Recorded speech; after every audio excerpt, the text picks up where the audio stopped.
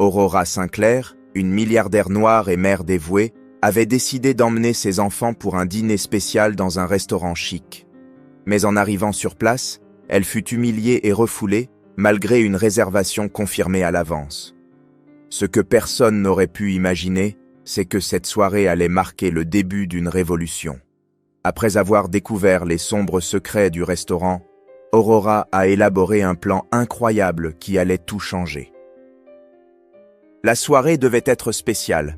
Aurora, femme accomplie et confiante, enfila une robe bleue choisie par Noah, 16 ans, et Chloé, 10 ans. Tous trois partirent en direction du Maison Élégance, prêts à célébrer ces petites victoires de la vie qui méritent d'être honorées. Cependant, dès leur entrée dans le restaurant, Aurora ressentit un malaise dans l'air. L'ambiance était étrangement calme, mais pas de la bonne manière. Les regards insistants de certains clients et les chuchotements dans les coins faisaient comprendre que leur présence n'était pas la bienvenue. Avec assurance, elle s'approcha du comptoir, tenant la main de Chloé tandis que Noah suivait, attentif à tout ce qui se passait autour.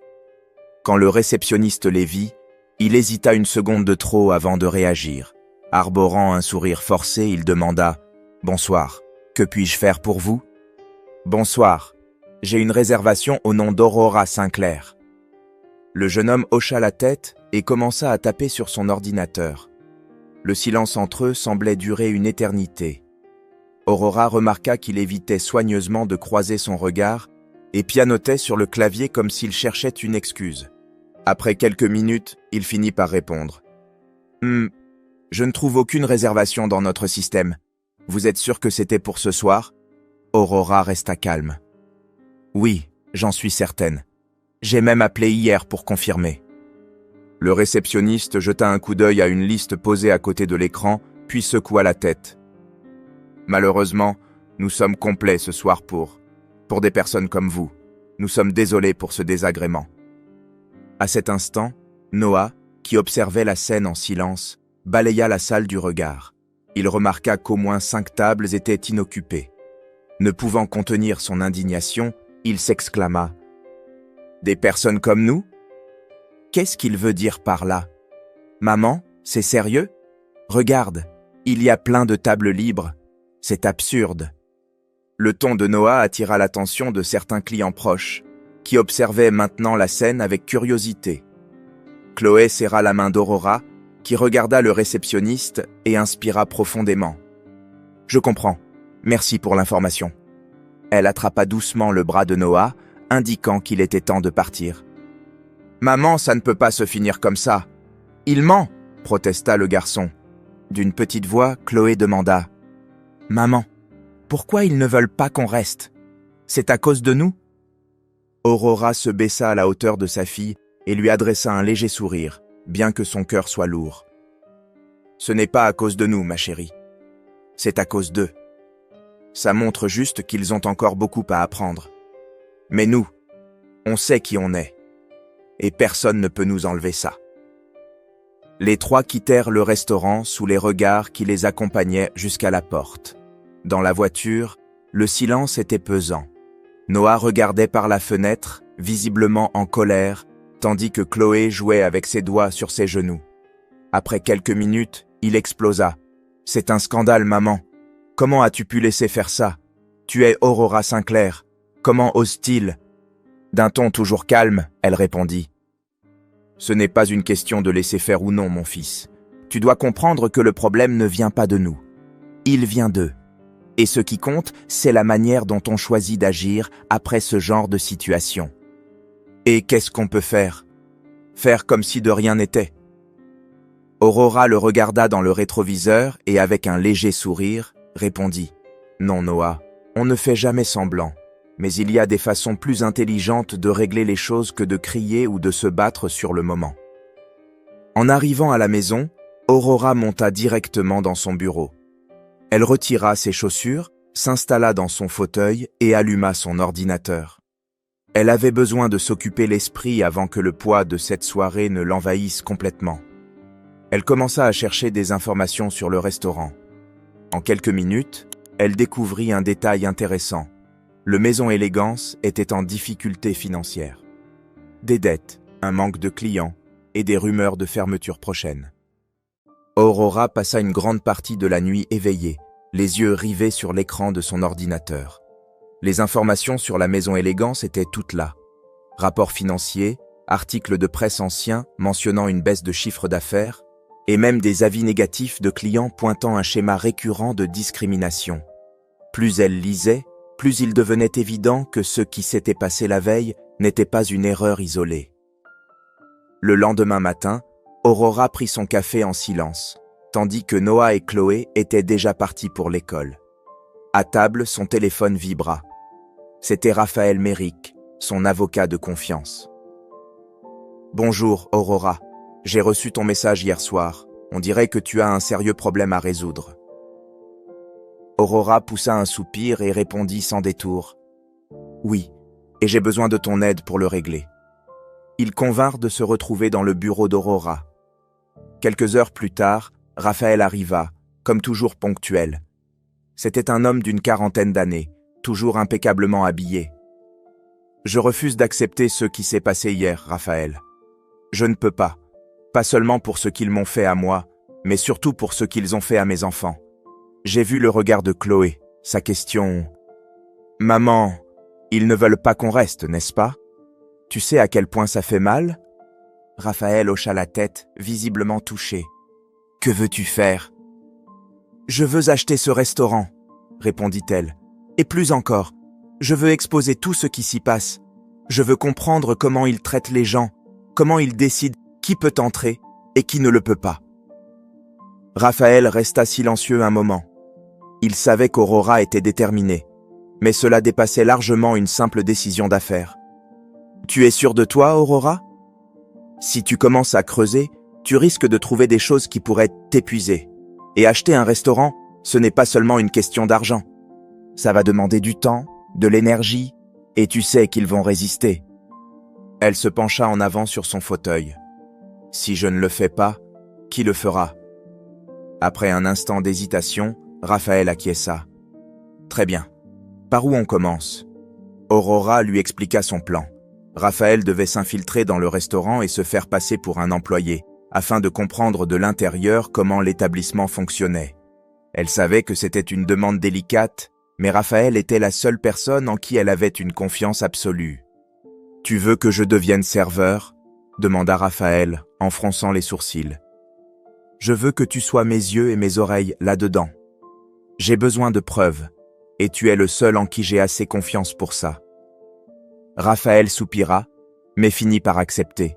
« D'accord, je vais trouver un moyen d'obtenir un poste là-bas. » Pendant que Raphaël se préparait pour sa nouvelle fonction, Aurora continua à enquêter sur l'achat du restaurant. Elle contacta des agents immobiliers et des entrepreneurs influents, cherchant des informations sur les propriétaires du Maison Élégance. Cependant, chaque fois qu'elle faisait une offre, elle recevait une réponse évasive. C'est au cours d'un de ces appels qu'un nom inattendu fut mentionné, Léopold Vanderbilt. Léopold était son ancien beau-père, un homme puissant et impitoyable qui n'avait jamais accepté le mariage d'Aurora avec son fils, Liam. Depuis la mort de Liam, Léopold avait coupé tout contact avec elle et ses enfants. Et maintenant, il était là, intéressé par le même restaurant. Aurora décida de l'affronter. Le lendemain, elle appela directement son numéro personnel. Léopold répondit avec la froideur qu'elle lui connaissait bien. « Aurora, à quoi dois-je l'honneur de cet appel ? Je ne savais pas que tu t'intéressais autant au restaurant, Léopold. » Il rit doucement, sans chaleur. « J'ai toujours apprécié les investissements qui valent la peine. » « Pourquoi t'intéresses-tu aux Maisons Élégance ? Et pourquoi toi ? Ce n'est pas vraiment le genre d'affaires qui te correspond, Aurora. Ça ne te regarde pas. »« Alors nous sommes quittes, » répliqua Léopold sèchement. « Mais puisque nous en parlons, je vais être clair. Peu importe ce que tu fais, ce restaurant sera à moi. » Aurora sentit le sang bouillir dans ses veines. « Je ne vais pas renoncer, Léopold. Ce restaurant signifie bien plus pour moi que tu ne l'imagines. Si tu crois pouvoir m'intimider, tu te trompes. » Il resta silencieux un moment, avant de répondre sur un ton plus calme, mais toujours provocateur. « J'ai toujours admiré ta détermination, Aurora. Voyons jusqu'où elle te mènera. » L'appel fut coupé, mais l'impact de cette confrontation résonnait encore. Aurora savait que Léopold n'était pas du genre à abandonner facilement, mais elle non plus. Pendant ce temps, Raphaël réussit à décrocher un poste de serveur aux Maisons Élégance. En quelques jours à peine, il avait déjà commencé à observer des choses étranges. Des plannings qui favorisaient certains employés, un système de réservation alternatif pour les clients réguliers et, pire encore, des conversations entre managers laissant entendre qu'il existait des critères spécifiques pour décider qui pouvait être servi. Lors d'une de ces conversations, Raphaël entendit un manager dire « Cette famille, hier soir ? Je savais qu'ils ne correspondaient pas à l'image de notre établissement. Heureusement qu'ils sont partis avant de mettre les autres mal à l'aise. » Raphaël prenait des notes avec précaution, conscient qu'il faisait face à quelque chose de bien plus grave qu'il ne l'avait imaginé. Aurora, de son côté, attendait des nouvelles tout en se préparant à relever le défi que Léopold avait mis sur son chemin. Aurora ressentait le poids de la situation depuis que le nom de Léopold Vanderbilt avait refait surface dans sa vie. Mais cette fois, elle n'était pas prête à reculer. Il pouvait être puissant, influent et même cruel, mais elle avait quelque chose qu'il n'avait jamais eu. Le courage de se battre pour une cause qui dépassait sa propre personne. Cet après-midi-là, la rencontre qu'Aurora savait inévitable eut enfin lieu. Ils se retrouvèrent face à face dans une salle de réunion neutre, comme exigé par leurs avocats respectifs. Léopold entra le premier, affichant cette même aura imposante qu'elle connaissait si bien. Son costume était impeccable, mais son regard, toujours glacial, n'avait pas changé. « Aurora » commença-t-il. « N'est-ce pas curieux comme tu trouves toujours un moyen de te mettre en travers de mon chemin ?» Elle le fixa dans les yeux et répondit « Ce n'est pas curieux, Léopold. C'est intentionnel. Surtout quand tu décides de te mêler de quelque chose qui n'a absolument rien à voir avec toi. » Il laissa échapper un léger rire, sans la moindre trace d'humour. « Et qu'est-ce qui a à voir avec toi exactement ? Ce restaurant ? Ne sois pas naïve. Tout le monde sait que tu ne cherches pas un investissement. Ce que tu cherches, c'est une vengeance. » Aurora croisa les bras, luttant pour contrôler la colère qui bouillonnait en elle. « Une vengeance ? C'est ce que tu crois ? Il ne s'agit pas de vengeance, il s'agit de justice. Ce restaurant représente ce qui s'est passé avec moi et mes enfants cette nuit-là. Tu sais ce que ça fait d'avoir une petite fille de 10 ans qui te regarde dans les yeux et te demande pourquoi elle n'est pas la bienvenue ? Non, bien sûr que tu ne sais pas. » Léopold se pencha en avant, posant ses bras sur la table. « Je ne sais pas. J'ai perdu mon fils à cause de tes choix, Aurora. C'est toi qui l'as mis sur cette voie. » Sa voix était basse, mais pleine de venin. Aurora sentit le sol se dérober sous ses pieds pendant un instant. « De quoi parles-tu ? » ?»« Mon fils, Liam. » Léopold serra les lèvres. « S'il n'avait jamais croisé ton chemin, il serait encore ici. Mais il t'a choisi, toi, une femme noire qui n'aurait jamais dû faire partie de notre famille. » Ces mots tombèrent comme une pierre. Aurora savait que Léopold ne l'avait jamais accepté. Mais entendre une telle cruauté aussi directement restait douloureux. « Je savais que tu ne m'aimais pas, Léopold, » dit-elle doucement. « Mais je n'aurais jamais imaginé que tu pourrais dire quelque chose d'aussi cruel. Liam est mort parce qu'il était humain, pas parce qu'il m'aimait. Il est mort parce qu'il a choisi une vie pleine de complications, Aurora. Tu n'as jamais été capable de le protéger, tout comme tu ne pourras pas protéger tes enfants. » Aurora sentit son cœur s'accélérer. « Ne t'avise pas de parler de mes enfants. Ils sont plus forts que tu ne le seras jamais. Et contrairement à toi, Léopold, je ne construis pas des murs pour me cacher derrière. J'affronte les difficultés de face. » Léopold rit, mais sans réelle gaieté. « Et qu'espères-tu obtenir avec tout ça ? Acheter le restaurant ? Faire un grand discours sur ta capacité à surmonter une nouvelle épreuve ? Ça ne changera rien, Aurora. Ça ne changera pas le monde. » Elle fit un pas en avant, le regardant directement dans les yeux. « Peut-être que ça ne changera pas le monde entier. Mais ça changera le monde de ceux qui entreront dans ce restaurant. Ça changera le monde de ceux qui entendront cette histoire un jour. Et, plus que tout, ça changera le monde pour mes enfants. Ils sauront que leur mère n'a pas baissé la tête. » Il ne répondit pas immédiatement. Pour la première fois depuis le début de la conversation, Léopold semblait mal à l'aise. Il se leva, ajusta sa veste et dit « Nous verrons jusqu'où ta détermination te mènera. » Lorsqu'il quitta la salle, Aurora s'assit lentement, essayant de reprendre son souffle. Elle tremblait, mais ce n'était pas de peur. C'était de colère et de tristesse. Elle pensa à ses enfants, à ce qu'ils représentaient pour elle, et se promit de ne laisser ni Léopold, ni qui que ce soit, effacer ce qu'elle construisait. Plus tard, Raphaël arriva à son bureau, apportant des informations importantes sur ce qu'il avait découvert au restaurant. Il semblait fatigué, mais résolu. « Aurora, tu ne vas pas croire ce que j'ai entendu. Ils ont une politique d'exclusion informelle. Ce n'est pas officiel, mais les managers le disent clairement. Certaines personnes ne sont pas les bienvenues. C'est répugnant. » Elle hocha la tête, les bras croisés. « C'est ce que je redoutais. Avons-nous des preuves ? J'ai enregistré quelques conversations. Ce n'est pas beaucoup, mais c'est un début. Les employés ont peur de parler, évidemment. Mais avec un peu plus de temps, je peux trouver quelque chose de plus solide. » Aurora savait qu'elle n'avait pas le luxe d'attendre trop longtemps. Léopold avançait sur l'achat du restaurant, et elle devait agir vite. Il était presque 23 heures lorsqu'Aurora raccrocha enfin le téléphone. À l'autre bout du fil, Daniel Moreau, le principal propriétaire du Maison Élégance, venait de céder à sa pression. Elle avait réussi. Le restaurant allait lui appartenir. Mais le processus pour en arriver là avait été si éprouvant que, même en pleine victoire, Aurora ne se permit pas de relâcher sa garde. Pas encore. Les négociations avec Daniel avaient été tendues dès le départ. C'était un homme d'affaires chevronné, parfaitement conscient de la valeur du restaurant, malgré ses problèmes financiers.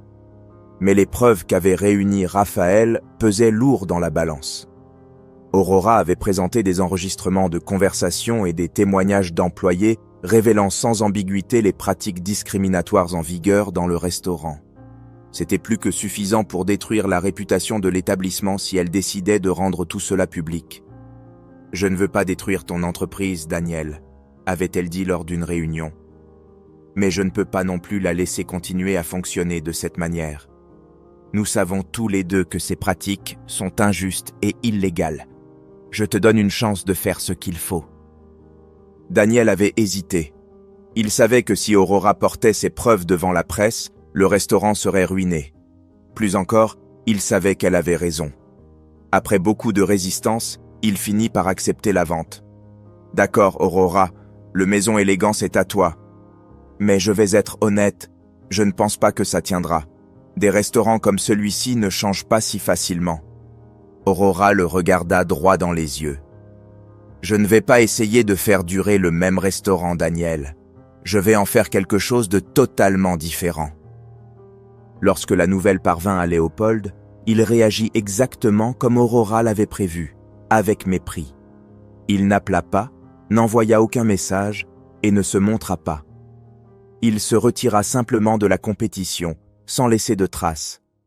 Aurora savait que c'était probablement la dernière fois qu'elle aurait à affronter Léopold, et bien qu'elle ressente un certain soulagement, les mots qu'il lui avait dits lors de leur dernière rencontre résonnaient encore douloureusement dans son esprit. Dans les jours qui suivirent, Aurora se plongea entièrement dans le projet de transformation du Maison Élégance, désormais rebaptisé The Radiance. Pour elle, ce nom symbolisait tout ce qu'elle voulait accomplir, un espace lumineux, accueillant, où chacun se sentirait valorisé et respecté.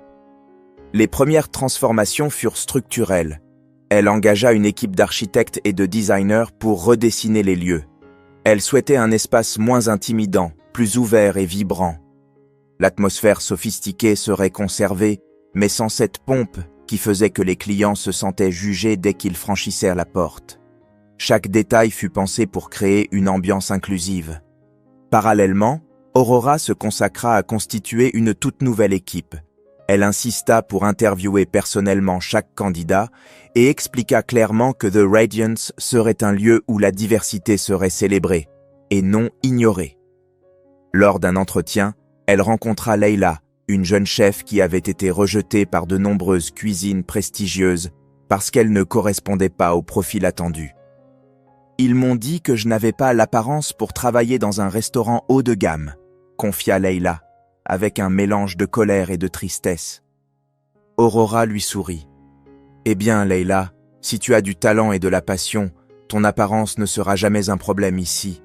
Je veux que tu me montres ce dont tu es capable. La nouvelle équipe devint rapidement le cœur du projet. Chacun avait son propre parcours de vie marqué par des obstacles à surmonter, et tous partageaient le même objectif: transformer ce restaurant en un lieu unique. Lorsque The Radiance ouvrit enfin ses portes, Aurora ressentit un mélange d'anxiété et de fierté. L'événement d'inauguration avait été soigneusement pensé pour être accessible et chaleureux. Pas de liste d'invités exclusifs ni de critères élitistes. Le restaurant était ouvert à tous, et Aurora se tint à l'entrée, accueillant chaque client avec un sourire sincère. À l'intérieur, l'atmosphère était radicalement différente de celle qu'elle avait ressentie lors de cette fameuse soirée aux Maisons Élégance. Les tables étaient occupées par des personnes de tous âges, de toutes origines et de tous horizons. Le bruit ambiant était joyeux, rythmé par des rires et des conversations animées. Aurora déambulait entre les tables, échangeant quelques mots avec les clients et s'assurant que tout se déroulait parfaitement. Noah et Chloé étaient également présents, assis à une table près de la cuisine. Noah, qui avait exprimé tant de colère face à ce qu'ils avaient vécu dans le passé, semblait enfin comprendre ce que sa mère avait accompli. Il regarda Aurora avec un sourire empli de fierté. « Tu as réussi, maman. C'est incroyable. » Chloé, quant à elle, observait la salle avec des yeux émerveillés. « C'est tellement beau ici, maman. Tout le monde a l'air heureux. » Aurora s'agenouilla près de ses enfants et leur sourit. « Cet endroit, c'est pour vous. Et pour tous ceux qui se sont déjà sentis exclus. Je veux que vous vous souveniez toujours que vous pouvez être où vous voulez. Personne n'a le droit de dire le contraire. » Le succès de l'inauguration n'était qu'un début. The Radiance commença à attirer l'attention nationale, non seulement pour la qualité de sa cuisine et de son service, mais aussi pour le message qu'il véhiculait. Les journalistes et critiques saluèrent la transformation du lieu, et Aurora reçut bientôt des appels d'autres restaurateurs souhaitant suivre son exemple. Chaque détail reflétait son combat et son histoire. Elle savait qu'il restait encore beaucoup à accomplir, mais, pour la première fois depuis longtemps, elle avait le sentiment d'être sur la bonne voie. Des éclats de rire provenant de la cuisine attirèrent son attention. C'étaient Leila et l'équipe, célébrant le succès du premier grand événement. Aurora sourit et se dirigea vers eux. Elle savait que ce n'était que le début. Cette histoire nous rappelle que, bien souvent, les plus grands changements naissent des moments les plus difficiles. Aurora a transformé une expérience d'exclusion en une opportunité de se battre pour la justice et l'inclusion. Et vous? Avez-vous déjà vécu quelque chose qui vous a motivé à faire la différence? Partagez votre expérience dans les commentaires et montrez que des histoires comme celle-ci peuvent inspirer encore plus de personnes. N'oubliez pas d'aimer et de partager cette vidéo afin que, tous ensemble, nous puissions diffuser des messages de courage et de transformation.